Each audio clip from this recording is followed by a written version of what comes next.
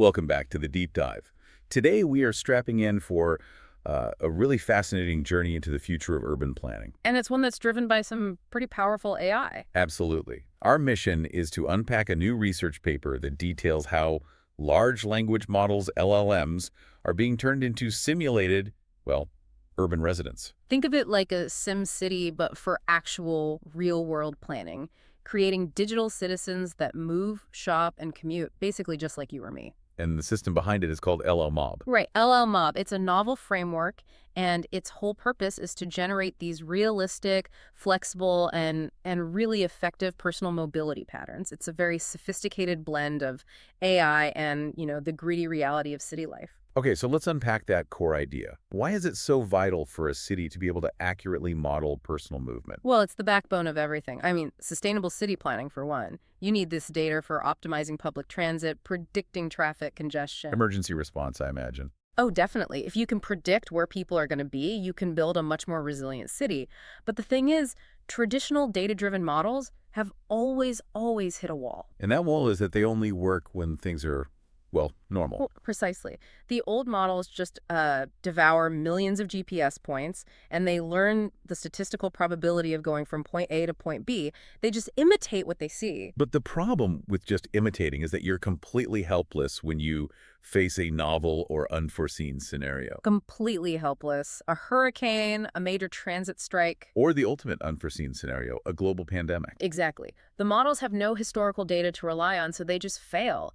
They choke because they lack what the researchers call semantic interpretability. Meaning they don't get the why. They don't get the why. They know the latitude and longitude, but they have no idea about the human reasoning behind it.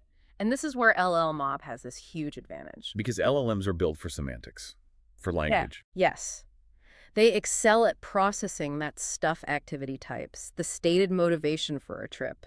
It's a world away from just structured GPS coordinates. So instead of just tracking that I went to 123 Main Street, the AI is learning that I went to the coffee shop because, I needed caffeine before an early shift. Yeah. It's about intent. It's all about intent. And there's another huge piece to this, privacy. Right. Generating this kind of high-fidelity synthetic data gives you a viable alternative to using incredibly sensitive individual trajectory data.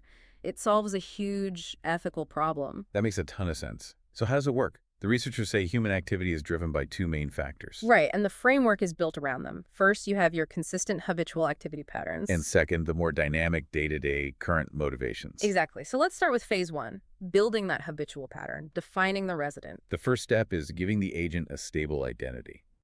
Phase one. Activity pattern identification. It's basically defining the agent's baseline existence. Where do they live? When do they normally sleep? What does their job require? And to do this, they fed the LLM agent real-world activity trajectory data. I think it was from Tokyo and Osaka. Separate. Massive data sets of personal check-in data. So what are they trying to pull from that raw data to, build a persona? They're looking for the high-level features that really anchor our movements. So things like your average commute distance, the typical start and end times of your day. And where you go most often. And critically, what type of places you go to. Is it a gym, an office park, a university? These are the foundational blocks of mobility analysis. Now, to make sure the population they generated wasn't just like a bunch of clones, they started with 10 candidate personas. Yeah, that's a key step. It gives the process a structured starting point. You've got these initial ideas like student, teacher, office worker. Night shift worker, fitness enthusiast. Right. And those high-level personas get combined with the specific historical data from one individual to generate a set of candidate activity patterns. But wait, starting with only 10 templates? That seems like it could create a bias. I mean, Right. What if my actual routine is part-time student who is also a night shift worker? How does it not just cram me into the closest box? That is a great question. And that's where the next step is absolutely vital, self-consistency evaluation. Okay. This is how they check that the LLM didn't just write some generic plausible routine, but that it's demonstrably your routine. It uses a really smart scoring mechanism to make the agent confirm its own identity. How does that scoring work? Think of it like digital fingerprinting. The LLM is prompted to rate, say, on a scale of 1 to 10, how likely it would be to follow a specific trip based on one of the candidate patterns. And it tests this against two different sets of trips. Exactly. The first set is the actual real-world movements of the person it's trying to simulate. We can call them TIRA. And the second set is just random people. Movements sampled from other dissimilar residents, let's call them T-SIMI. The pattern that wins, the one that proves the agent has the right identity, is the one that gives a high rating for its own person's movements. And a very low rating for the stranger's movements. Instantly rejects them. It has to recognize its own routine and throw out anything that feels inconsistent. That's the validation step that aligns the agent with the real-world data. And the patterns it generates are pretty specific, I take it. Oh, incredibly detailed.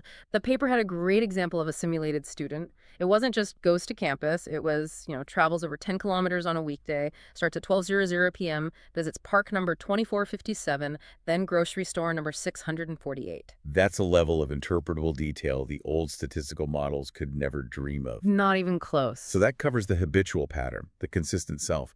But daily life is dynamic. So phase 2 has to be about generating the actual daily plan by combining that fixed pattern with a dynamic motivation. That is the core equation. The new trajectory for the day is basically the LLM looking at the pattern and the motivation. But there's a technical hurdle. The context window. Context window. LLMs can't just ingest an entire year of a person's movement data all at once to figure out why they're going to the dry cleaner today. They need targeted, relevant info. Which sounds like a textbook case for retrieval augmented generation. RG. Absolutely. The system have to intelligently retrieve the right piece of history to infer the day's motivation. And the researchers came up with 2 different RG strategies for this. Okay, let's start with the first one. LL-MOB-E. The E is for evolving based. Right. This strategy is all about short-term memory and evolving needs. It's based on that intuitive idea that what you do today is heavily influenced by what you did yesterday and the day before. So it looks at the last few days of activity. Yep, the last key days, up to 7 in their tests, and it's prompted to summarize the evolving motivations across that week. So if I just spent 3 days cramming for a huge presentation and skipping the gym, my motivation for today might be summarized as stressed and needs to catch up on fitness. Perfect analogy. That's LL-MOB-E. Now, the second strategy, LL-MOB-LDL, is for learning-based. It takes a totally different approach. It's more cyclical. So this looks beyond just the last week. It assumes a lot of our life is guided by long-term, consistent routines. Like, I might always grab a quick breakfast on Tuesday mornings, even if the cafe I go to changes. Exactly. And to capture that, they had to teach the model to ignore the specific activities and focus only on the surrounding context. They used unsupervised contrastive learning to do it.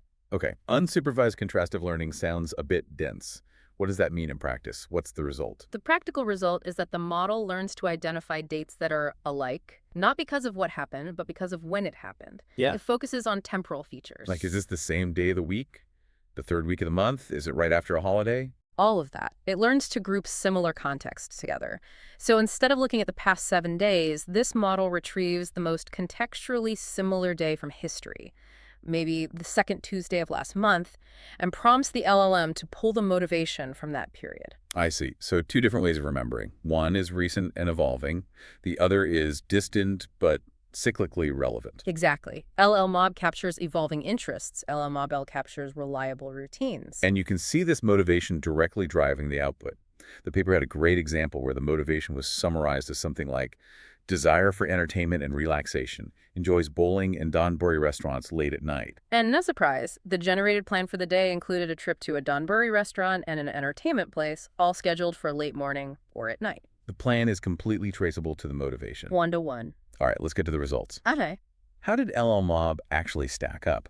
The experiments used GPT 3.5 and that real-world data from Tokyo and Osaka. And they made sure to use data from 2019 to 2022, which is critical.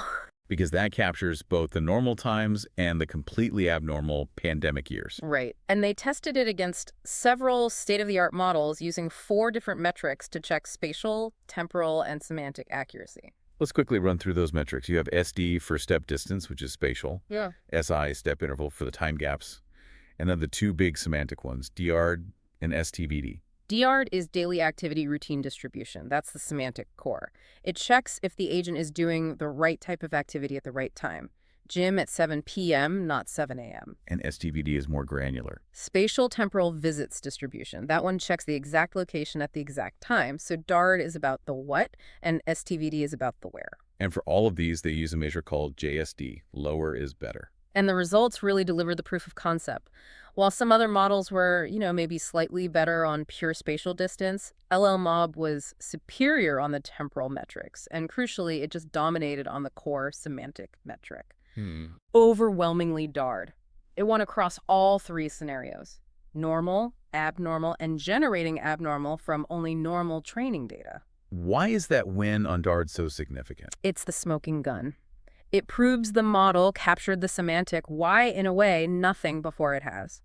We're talking about reducing the error, the JSD score, by a half to a third compared to the best competitors. That's not a small improvement. That's a fundamental shift. It means the model understands that a person needs to fulfill the routine of having breakfast without being statistically chained to one specific restaurant's GPS coordinates. It gets the intention. It allows for realistic changes and substitutions, not just rote repetition. Exactly. And the ablation studies back this up. If you took away any of the key parts, the patterns, the motivations, that self-consistency step performance, especially on DARD, just plummeted. So all the pieces are necessary. Every single one. Which brings us to the real-world application. The researchers wanted to know if this could actually be used to analyze, say, urban policy. So they designed a test to simulate an unseen event. Right. They took the LLMob agent, which had only ever seen data from normal, bustling 2019 Tokyo, completely pre-pandemic, and they gave it a simple semantic prompt, a language instruction. What did the prompt say? It was basically the policy change. Now it is the pandemic period. The government has asked residents to postpone travel and events and to telecommute as much as possible. So no new data, just a sentence describing the new reality. An agent trained on a highly mobile world suddenly gets told to stay home. What happened? The agent generated incredibly realistic abnormal activity patterns, and they closely matched the actual ground truth data from 2021. For real, what kind of changes did it make? You saw an immediate steep drop in activities in the food category, so fewer trips to restaurants. A perfect behavioral adaptation. You also saw measurable shifts in arts and entertainment, reflecting venue closures, and a huge change in the professional and other places category. Indicating telecommuting? It clearly adopted a work-from-home pattern. The agent adapted its entire routine based purely on that semantic input. It understands cause and effect. That flexibility it's transformative for urban managers. Yeah. This ability to generate trajectories based on a personalized pattern plus an external policy delivered just through language. It's a powerful tool. They can test the impact of new policies, traffic changes, public health measures before they're implemented. It simplifies analysis in a massive way. This is genuinely pioneering stuff, using LLM agents to create these sophisticated, interpretable, simulated residents from real data. The core contribution is really clear. LLMob shows that this semantic approach, using patterns and motivations, just outperforms models that are stuck on spatial repetition. Now, the researchers were quick to point out a major limitation in this first study. Yes, and it's a big one. They focused exclusively on modeling individual agents. There are no interactions between them. But a city is defined by those interactions. Yeah. People following friends, meeting for lunch, going to events together. Precisely. And the moment you add interaction, the dynamics become exponentially more complex and a lot more realistic. Which leaves us with a pretty provocative thought for you to chew on. If these LLM agents can already simulate complex individual human behavior with such high fidelity, what happens when they're deployed not as single entities, but as fully interactive multi-agent systems? Oh, that's the next frontier. Imagine an agent's decision to go to a park on a Saturday depends on whether its simulated friend is also going, or if its simulated colleague has canceled their remote work plans. You could start to simulate true social contagion. Urban interaction on a massive programmable scale. You could literally simulate the birth of a new trend. That ability to model social feedback is where this gets really interesting. It certainly is. Thank you for diving deep with us. We'll see you next time.